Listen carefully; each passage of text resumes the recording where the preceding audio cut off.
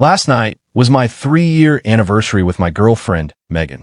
For my gift, she gave me a glossy brochure for an upscale gym and a store-bought salad. I just looked at the stuff confused. She didn't crack a smile. Honestly, she said, her voice flat. It's embarrassing being seen with you anymore. Fix it. The words just hung there in the air between us. I didn't yell. I didn't argue. I looked at the gym membership, then at her, and just said, thank you. To be clear, I'm not a huge guy, but yeah, I let myself go. I gained around 30 pounds since Megan and I got together. Life gets busy. You get comfortable. I never thought it was a big deal. Megan never mentioned it. Or at least, not directly. Looking back now, her little comments make more sense. Are you really going to eat all that? When I grab another slice of pizza. The way she'd tell me to wear a jacket on a warm day. I thought she was being thoughtful, maybe just quirky. Turns out, she was embarrassed of me. Her gift, if you can call it that, wasn't a suggestion, it was a command. And it wasn't just the gym membership. She'd already signed me up for 3 sessions a week with a personal trainer. Her name's Ariana, Megan said, tapping a manicured nail on the brochure. My friend Amber uses her. She's supposed to be really good.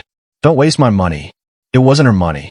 I paid for everything in our relationship, the apartment, the bills, the dinners. Megan contributed when she felt like it, which wasn't often. I never made a big deal out of it. I make good money, and I thought we were building a life together. But now I see I was just building her life, and I become an inconvenient, out-of-shape accessory to oh yeah, I said thank you. Not because I was grateful, and not because I was some doormat accepting her insults.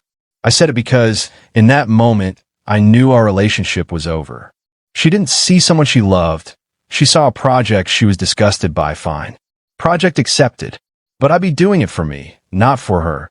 The next morning, I ate that sad little salad for breakfast and went to the gym. My first session with Ariana was brutal. I was weak, out of breath, and clumsy with the equipment. Ariana was tough, but fair. She didn't baby me, but she wasn't judgmental either. Just calm and focused. She asked what my goals were. I told her the truth. My girlfriend says it's embarrassing to be seen with me. So I guess my goal is to not be embarrassing. Something flickered across her face. Maybe surprise, maybe sympathy. But it disappeared quickly. Okay, she said. We can work with that. But you need to do this for you, not for her. If your motivation isn't internal, it won't last. She was right that I came home that first day, so sore I could barely walk up the stairs. Megan was on the couch, scrolling through her phone. How was it? She asked without looking up. Did you cry? I told her it was fine and went to shower. While the water was running, I heard her on the phone with Amber, laughing. He actually went, she said. He looked like a wounded old man when he came in. This is going to be hilarious. That became the routine. I went to the gym before work, 3 days a week with Ariana, 2 on my own. I started eating clean, following the nutrition plan she made for me. Megan treated the whole thing like a joke. She'd order pizza and eat it in front of me while I picked at my grilled chicken.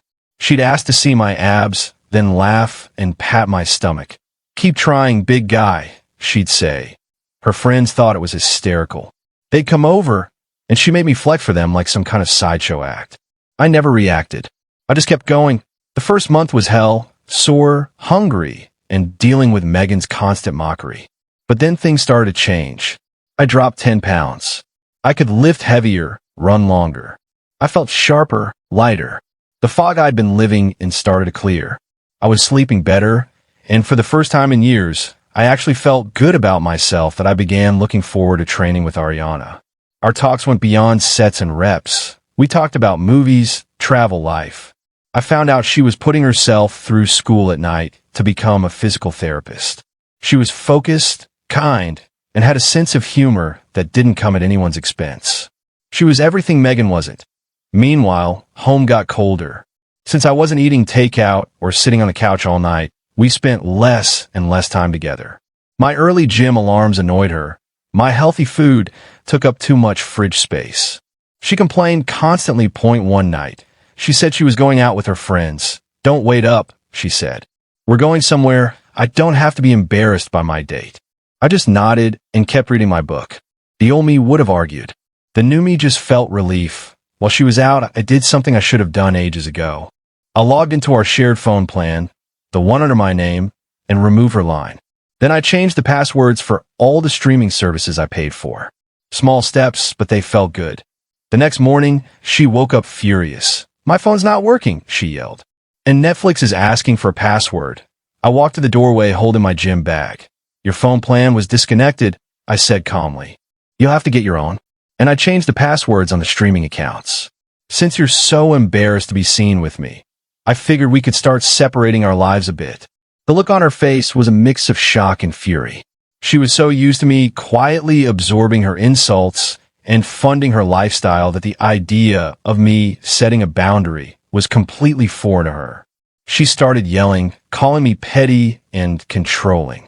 She said I was punishing her for being honest about my appearance. "You should be thanking me," she screamed. "I'm the one who's making you better." I didn't argue. I just turned around and went to the gym. After that, my progress skyrocketed. By the end of the third month, I'd lost all 30 pounds and started building real muscle. I was a different person, not just physically, but mentally. The constant exhaustion was gone, replaced by a quiet confidence I hadn't felt in years, and my relationship with Ariana had deepened too. We'd become real friends. We'd grab coffee after a session, text about random things we found funny. There was an undeniable spark. Easy, natural, the complete opposite of the cold, toxic tension I had with Megan. Megan, meanwhile, seemed to have abandoned her project. She ignored me most days, except when she wanted to complain. She never once acknowledged the changes in my body. It was like she refused to see them, because admitting it would mean her little joke wasn't funny anymore. It would mean I'd improved without her. Her friends were the same. They stopped asking to see my muscles, because now there actually were muscles, and that ruined their fun. The breaking point came about 4 months in. I came home from work to find Megan in the living room with a man I'd never seen before. He was sitting on my couch, drinking a beer from my fridge. Megan introduced him as a friend from work. The way they sat, the way he looked at me, I knew exactly what was going on that I didn't yell. I didn't accuse. I just went into the bedroom and started packing a bag. Megan followed me, her voice sharp. "What are you doing?" "I'm going to stay at a hotel for a few days," I said evenly. "I think you should use that time to find a new place to live." She laughed, a sharp, ugly sound. "You're kicking me out? After everything I've done for you? I made you who you are." I stopped packing and looked at her. "No," I said. "You tried to shame me. You mocked me. You treated me like dirt. The only thing you did was show me I deserve better. So thank you for that. Now, get out of my apartment." Her laughter turned into rage. Then came the threats, the tears, the apologies. She said she was sorry, that the guy in the living room meant nothing, that she'd just been stressed. I kept packing. When I finished, I walked to the door. "I'll be back on Friday," I said. "I expect you and your things to be gone." Then I left and I spent the next few days in a hotel, not hiding, just planning. I called a lawyer to confirm what I already knew. Since she wasn't on the lease or mortgage, she had no legal claim. He told me to change the locks as soon as she moved out. That I also called my brother and asked him to come with me on Friday, just in case things got messy. That week, I met up with Ariana. I told her everything. We took a long walk through the park, and for the first time, we talked not as trainer and client, but as two people genuinely interested in each other. I told her I was leaving a bad relationship and needed time to focus on myself. She smiled softly. "I'll be here when you're ready," she said. That on Friday, I went back to the apartment with my brother. Megan's car was gone, a good sign. Inside, the place was a mess.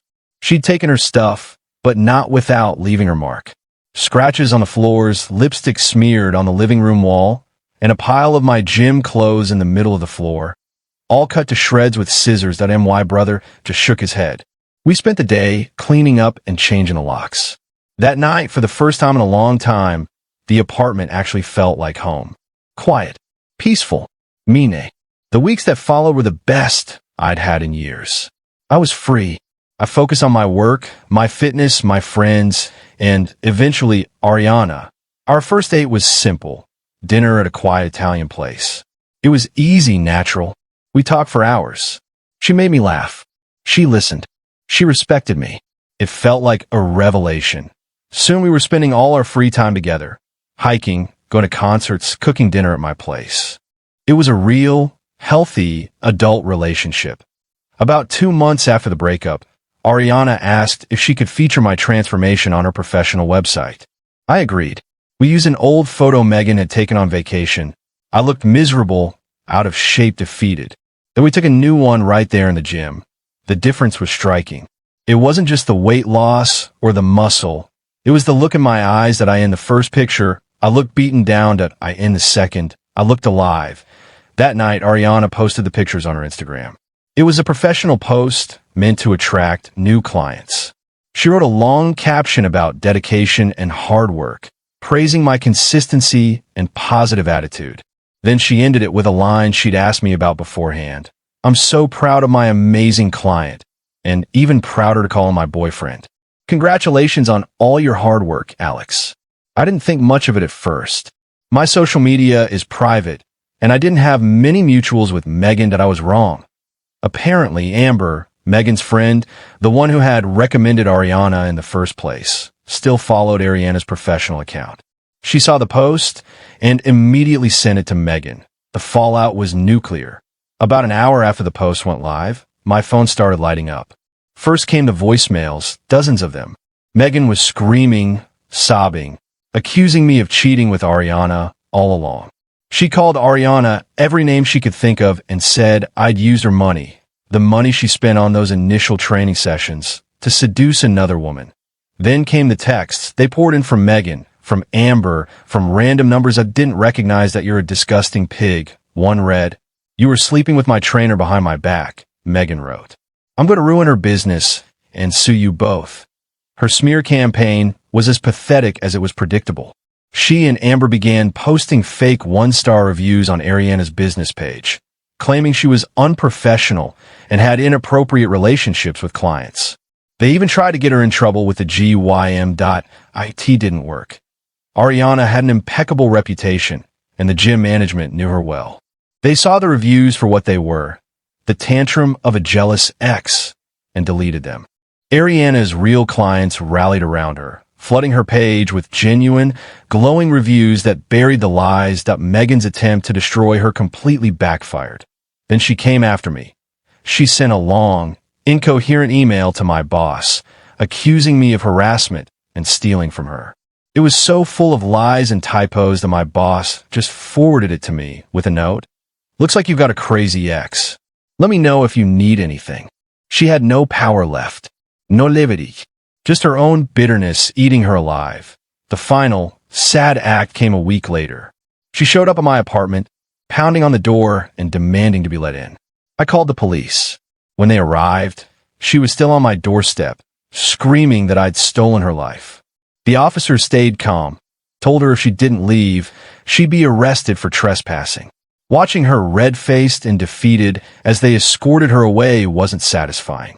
It was just sad that I haven't heard from her since. From what I've gathered, she had to move out of the city. She couldn't afford to stay, and she'd burned too many bridges. Even Amber eventually cut her off, tired of the endless drama. Last night, Ariana and I were cooking dinner together in my quiet, peaceful kitchen. We were laughing about something stupid when she wrapped her arms around me from behind. "I'm proud of you," she said. And I knew she didn't just mean the gym. She was proud of me, of the man who'd learned to stand up for himself, the man who refused to be someone's embarrassing project. That anniversary gift Megan gave me was meant as an insult, but in the end, it was the best gift I ever got. It led me here to this moment with a woman who truly sees me. And that's a transformation that has nothing to do with before and after pictures that I pulled Ariana closer and kissed her. For the first time in years, I felt completely, finally, at peace.